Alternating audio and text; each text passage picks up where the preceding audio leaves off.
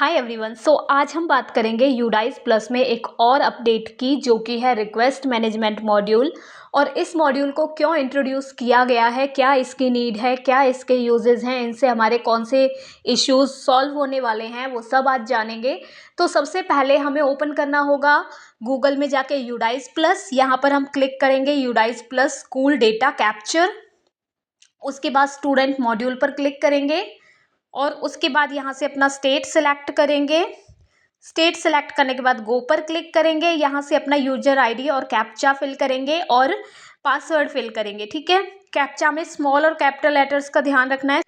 अब देखिए यहाँ पर ये न्यू मॉड्यूल जो हमारा आया है वो है रिक्वेस्ट मैनेजमेंट। रिक्वेस्ट मैनेजमेंट पर जब हम क्लिक करेंगे तो हम देखेंगे कि यहाँ पे तीन इसके जो पार्ट्स हैं वो हमें दिए गए हैं। तो सबसे पहले तो हम ये जानेंगे कि ये रिक्वेस्ट मैनेजमेंट मॉड्यूल है क्या और इसका यूज़ क्या है। देखिए, जब हम स्टूडेंट्स को इम्पोर्ट कर रहे थे, ठीक है, जो हमारे स्कूल दूसरे स्कूल से हमारे स्कूल में जो स्टूडेंट्स आए हैं, हम उन्हें जब इम्पोर्ट कर रहे थे तो उसमें कुछ इश्यूज आ रहे थे। जिन स्कूलों ने अपने अपने स्टूडेंट्स को रिलीव कर दिया है वो स्टूडेंट्स इजीली उनके ड्रॉप बॉक्स में आ गए हैं और वहाँ से दूसरे स्कूल उन्हें इजीली इम्पोर्ट कर पा रहे हैं। लेकिन कुछ स्टूडेंट्स ऐसे हैं जो इम्पोर्ट नहीं हो पा रहे हैं और उसका रीज़न ये था कि उनके जो अर्लियर स्कूल्स थे उन्होंने उन्हें रिलीज़ नहीं किया था, रिलीव नहीं किया था फॉर सम XYZ रीज़न। कुछ रीज़न ये भी थे कि कुछ स्कूल जो है वो अपना यूडाइस का काम टाइमली नहीं कर रहे हैं। कुछ स्कूल्स जो हैं उनसे हमारा कांटेक्ट नहीं हो पा रहा था कि हम उन्हें बोले कि इस स्टूडेंट को रिलीज़ कर दो।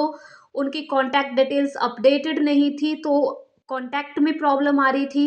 कुछ स्कूल्स रीज़न दे रहे थे टीसी का कि स्टूडेंट बिना टीसी लिए गया है, स्टूडेंट के फ़ी ड्यूज़ जो हैं वो अभी भी बाकी हैं, तो हम सीधा पेरेंट से ही बात करके उसके बाद रिलीज़ करेंगे। तो कुछ भी XYZ रीजंस थे स्कूल्स के और इस वजह से ये इम्पोर्ट मॉड्यूल जो है उसको कंप्लीट करने के लिए ये वाला रिक्वेस्ट मैनेजमेंट मॉड्यूल इंट्रोड्यूस किया गया है। ठीक है, अब इसके तीन पार्ट्स हैं। फर्स्ट पार्ट है जनरेट रिक्वेस्ट। इसका मतलब है कि अगर आपको किसी स्टूडेंट को इम्पोर्ट करना है किसी दूसरे स्कूल से तो आप यहाँ से एक रिक्वेस्ट जनरेट कर सकते हो। वो रिक्वेस्ट उस स्कूल के रिक्वेस्ट मैनेजमेंट मॉड्यूल में चली जाएगी और वहाँ से वो स्कूल देख सकता है कि इस स्टूडेंट के लिए इस स्कूल ने रिक्वेस्ट की है और वो वहाँ से उस रिक्वेस्ट को प्रोसेस कर सकता है। ठीक है, सेकंड जो इसका है अप्रूव रिक्वेस्ट। इसका मतलब है कि आपने रिक्वेस्ट जनरेट की, दूसरे स्कूल के जो रिक्वेस्ट मैनेजमेंट मॉड्यूल है वहाँ पे रिक्वेस्ट पहुँच गई, उन्होंने उस रिक्वेस्ट को अप्रूव कर दिया और जो स्टूडेंट को आप चाहते थे रिलीव करवाना वो उन्होंने वहाँ से अप्रूव करके रिक्वेस्ट को रिलीव कर दिया। ठीक है, थर्ड है इसका व्यू रिक्वेस्ट। व्यू रिक्वेस्ट का मतलब है कि रिक्वेस्ट मैनेजमेंट मॉड्यूल में जाकर कोई भी जो स्कूल है वो देखेगा कि कितनी रिक्वेस्ट उसने वो जनरेट की हैं और कितनी रिक्वेस्ट जो है उसे रिसीव हुई हैं, कितनी उसने प्रोसेस कर दी हैं, अप्रूव कर दी हैं। वो सारी डिटेल्स जो है वो यहाँ पे आएगी व्यू रिक्वेस्ट में। ठीक है, तो जनरेट रिक्वेस्ट पर क्लिक करेंगे तो इस टाइप का इंटरफेस आएगा। इसमें आपको जिस भी स्टूडेंट को आपको इम्पोर्ट करना है, ठीक है, उस स्टूडेंट का पैन नंबर डालेंगे, डेट ऑफ बर्थ डालेंगे और गेट डिटेल्स पे क्लिक करेंगे। अभी देखिए, जैसे मैंने ये पैन नंबर डाल दिया है स्टूडेंट का और डेट ऑफ बर्थ डाल दी है। अब मैं गेट डिटेल्स पर जाऊंगी, वहां से स्टूडेंट की डिटेल आ जाएंगी, वहां पे मैं जनरेट रिक्वेस्ट वाले ऑप्शन पर क्लिक करूंगी और वहां से हमारी रिक्वेस्ट जो है वो जनरेट होकर उस स्कूल में चली जाएगी जहां से मुझे स्टूडेंट को इम्पोर्ट करना है। ठीक है, अब देखिए इसमें एक लिमिटेशन है कि अगर हमें आउट ऑफ स्टेट से स्टूडेंट को इम्पोर्ट करना है, किसी दूसरे स्टेट से स्टूडेंट आया है, ठीक है, उसको अगर इम्पोर्ट करना है तो उस केस में ये वाला मॉड्यूल काम नहीं करेगा। ये मॉड्यूल सिर्फ आपकी स्टेट के अंदर जो स्कूल हैं उन्हीं के लिए वर्क करेगा, उन्हीं से आप स्टूडेंट्स को इम्पोर्ट कर सकते हो, उन्हीं के लिए आप रिक्वेस्ट सेंड कर सकते हो। आउट ऑफ स्टेट जो स्टूडेंट्स हैं उनके लिए आप रिक्वेस्ट सेंड नहीं कर सकते।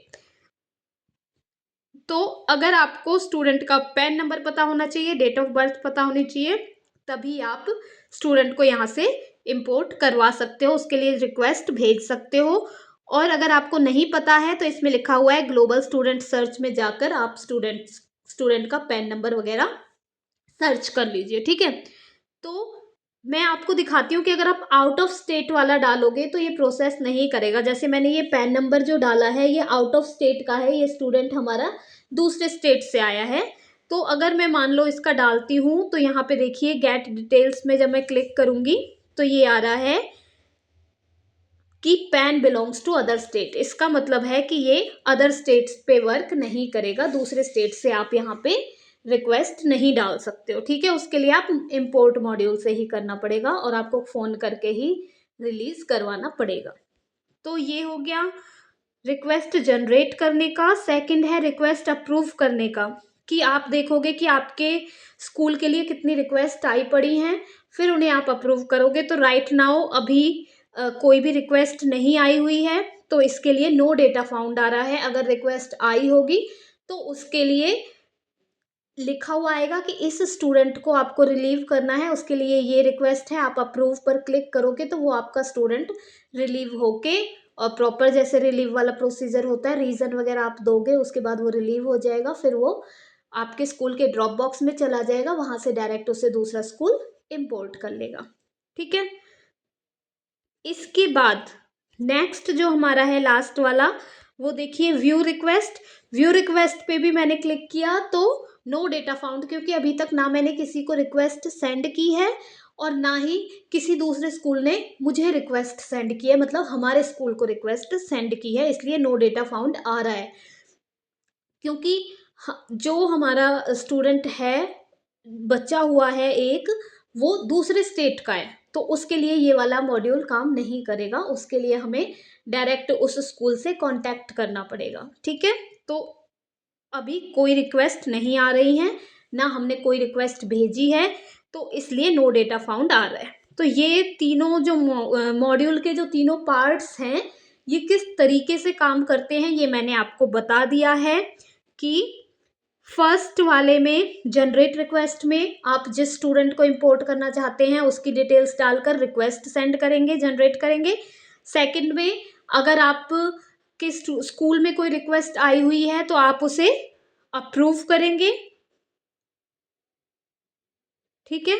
जो जो रिक्वेस्ट आपकी रिसीव हुई है आप उसको अप्रूव करेंगे। और थर्ड है व्यू रिक्वेस्ट, आप ये देखेंगे कि आपके स्कूल में कितनी रिक्वेस्ट आई हैं, ठीक है, स्टूडेंट्स को रिलीव कराने के लिए, और कितनी रिक्वेस्ट जो है वो आपने सेंड की है, ठीक है।